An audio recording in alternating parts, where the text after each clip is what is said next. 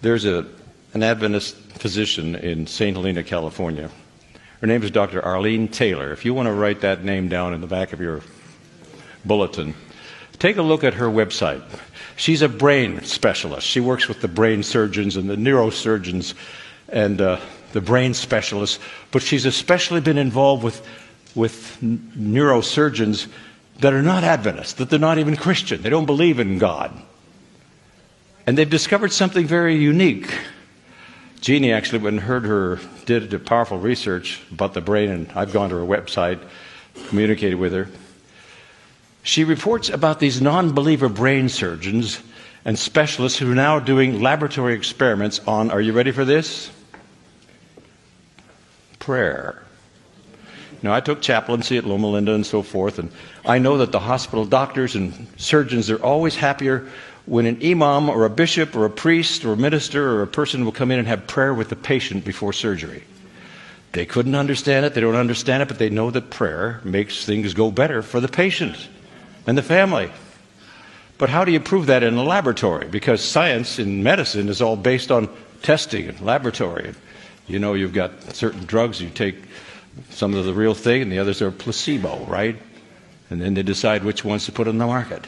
How do you test prayer in a laboratory? You know, Ellen White says something about this. She says that when we pray, the brain emits electrical impulses.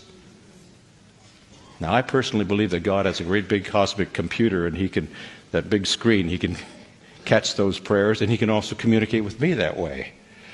But scientists now, Dr. Taylor says this, in blind studies, they have put these electrodes on your head so that when you pray for someone who's in intensive care in the Orlando hospital, maybe they're even semi-conscious, they don't even know. They don't know about this and you don't know.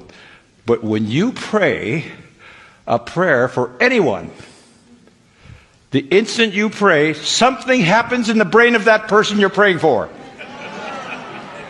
That's scientific evidence now that they don't even want to go there because they don't understand this. It's something spooky. It's something mysterious. But there's power in prayer. And we're not praying anymore. Listen to this. I am not finished yet. Dr. Taylor has also discovered something else very significant.